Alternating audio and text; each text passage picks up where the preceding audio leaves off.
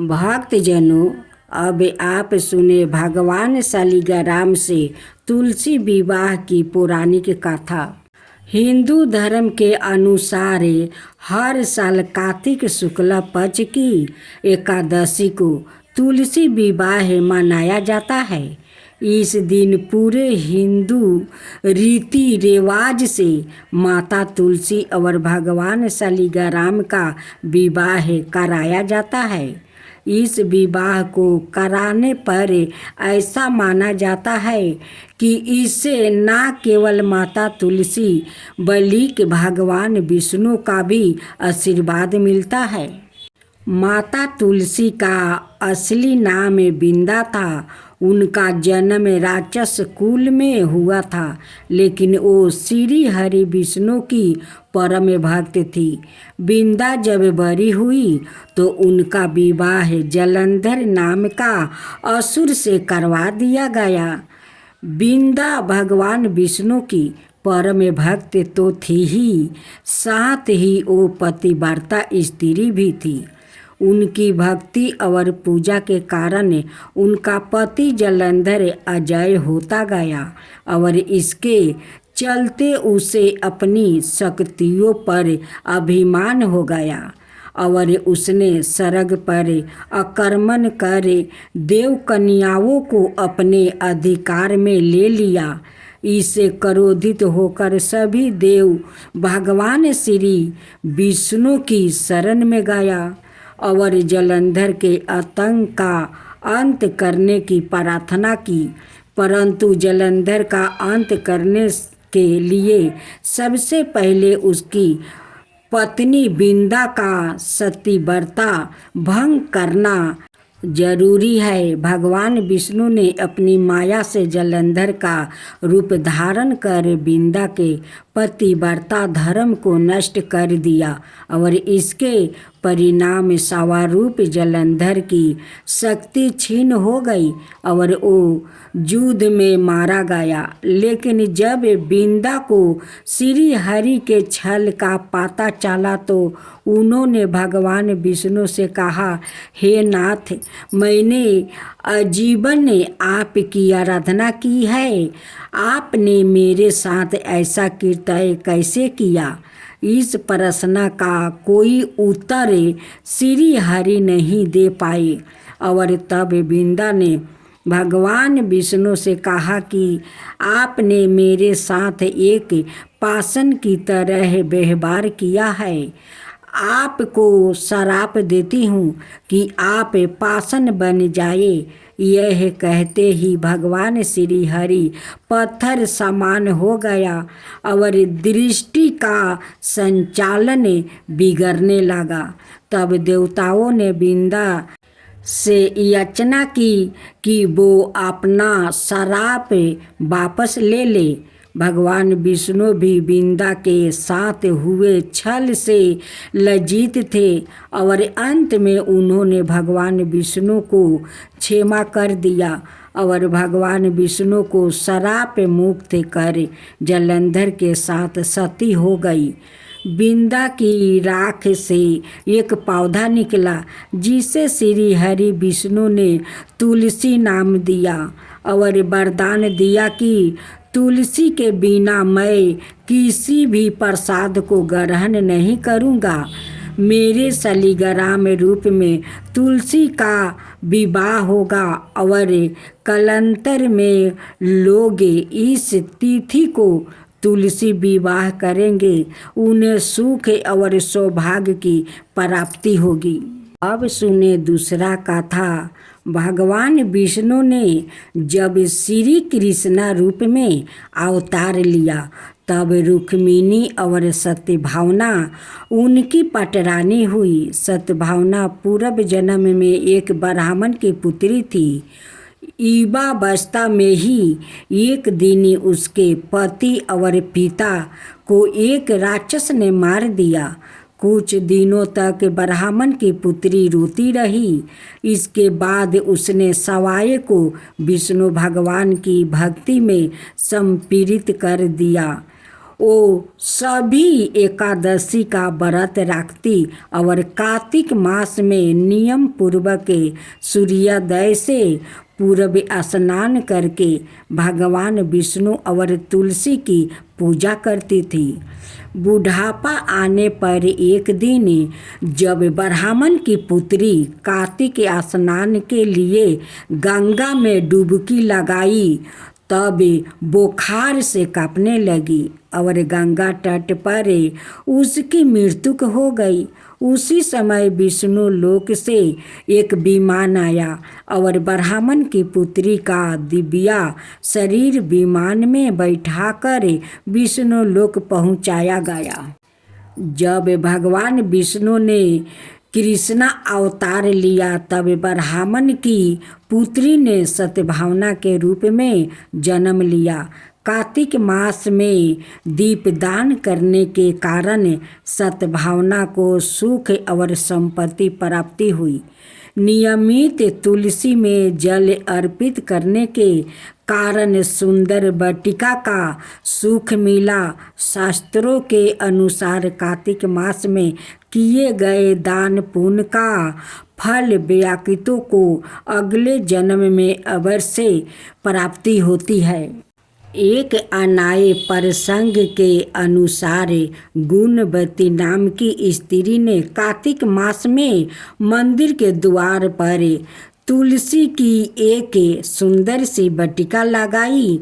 उस पुण्य के कारण वो अगले जन्म में सद्भावना बनी और सदाए कार्तिक मास का व्रत करने के कारण वो भगवान श्री कृष्णा की पत्नी बनी। यह है कार्तिक मास में तुलसी आराधना का फल। इस मास में तुलसी विवाह की भी परंपरा है जो कार्तिक मास की पूर्णिमा तिथि को किया जाता है। इसमें तुलसी के पौधे को सजाया संवारा जाता है और भगवान शालिग्राम का पूजन किया जाता है। तुलसी का विधिवत विवाह किया जाता है। जो व्याकृत यह चाहता है कि उसके घर में सदाए शुभ कार्य हो, सदाए सुख शांति का निवास रहे, उसे तुलसी की आराधना अवश्य करनी चाहिए। कहते हैं कि जिस घर में शुभ कर्म होते हैं वहाँ तुलसी हरी भरी रहती है और जहाँ अशुभ कर्म होते हैं वहाँ तुलसी कभी भी हरी भरी नहीं रहती। तुलसी हमारी आस्था है और श्रद्धा की प्रतीक है और अपरिमित औषधियों गुणों से युक्त भी। बरस भर तुलसी में जल अर्पित करना और संध्या काल तुलसी के नीचे दीप जलाना अत्यंत श्रेष्ठ माना जाता है। कार्तिक मास में तुलसी के समीप दीपक जलाने से मनुष्य अनंत पुण्य का भागी बनता है। इस मास में तुलसी के समीप दीपक जलाने से व्याकृतों को साक्षात लक्ष्मी की कृपा प्राप्ति होती है, क्योंकि तुलसी में साक्षात लक्ष्मी का निवास माना गया है। अब सुने राधा तुलसी की कथा। एक बार राधा जी सखी से बोली, सखी तुम श्री कृष्णा की प्रसन्नता के लिए किसी देवता की ऐसी पूजा बताओ जो परम सौभाग्य विरिधक हो। तब समस्त सखियों में श्रेष्ठ चंद्रना ने अपने हृदय में एक क्षण तक कुछ विचार किया, फिर बोली, राधे परम सौभाग्यदायक और श्री कृष्णा के भी प्राप्ति के लिए वरदानदायक व्रत है तुलसी की सेवा। तुम्हें तुलसी सेवन का ही नियम लेना चाहिए, क्योंकि तुलसी का यदि स्पर्श अथवा ध्यान नाम संकीर्तन आरोपण चेतन किया जाए तो महान पुण्य प्रद होता है। हे राधे, जो प्रतिदिन तुलसी की भक्ति करते हैं वो कोटि सहस्त्रों योगों तक अपने उस कीर्तय का उत्तम फल भोगते हैं। मनुष्यों की लगाई हुई तुलसी जब तक शाखा पर शाखा, बीज, पुष्पा और सुंदर दलों के साथ पृथ्वी पर बढ़ती रहती है, तब तक उनके वंश में जो जो जन्मे लेते हैं वो सभी हो हजारों कल्पों तक श्री हरि के धाम में निवास करते हैं। जो तुलसी मंजीरी सिर पर राख कर परन त्याग करता है वो सैकड़ों पापों से युक्त क्यों न हो, यमराज उनकी ओर देख भी नहीं सकते।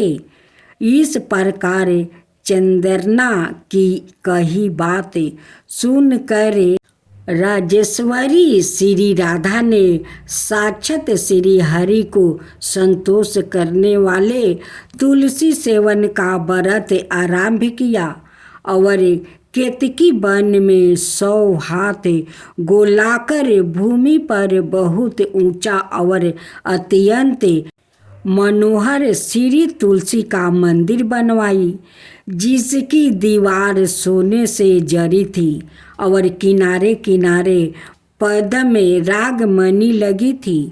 वो सुंदर सुंदर पत्तों, हीरे और मोतियों के परकोट से अत्यंत सुशोभित था। उसके चारों ओर परिक्रमा के लिए गली बनाई गई थी, जिसकी भूमि चिंतामणि से मंडित थी। ऐसे तुलसी मंदिर के मध्यम भाग में हरे पल्पों से सुशोभित तुलसी की स्थापना करके श्री राधा ने अभिजीत मुहूर्त में उनकी सेवा प्रारंभ किया। श्री राधा जी ने आश्विन शुक्ला पूर्णिमा से लेकर चैत्र पूर्णिमा तक तुलसी सेवन व्रत का अनुष्ठान किया। व्रत आरंभ करने से उन्होंने प्रति मास पृथक पृथक रस से तुलसी को सींचा। कार्तिक में दूध से, मार्गशीर्ष में ईख के रस से, पूष में दर्क्षा रस से, माघ में 12 मासी आम के रस से, फागुन मास में अनेक वस्तुओं से मिश्रित मिश्री के रस से और चैत्रा मास में पंचमृत से उनका सेचन किया और वैशाख कृष्णा प्रतिपदा के दिन उद्यापन का उत्साह किया। उन्होंने 2 लाख ब्राह्मणों को 56 भोग से दीर्पित करके वस्तुओं और आभूषणों के साथ दक्षिणा दी। मोटे मोटे दिव्या मोतियों का 1 लाख भारा और स्वर्ण का 1 कोटि भारा श्री गंगाचर्या को दिया। उस समय आकाश से देवता तुलसी मंदिर पर फूलों की वर्षा करने लगे। उसी समय स्वर्ण सिंहासन पर विराजमान हरि प्रिया तुलसी देवी प्रकट हुई।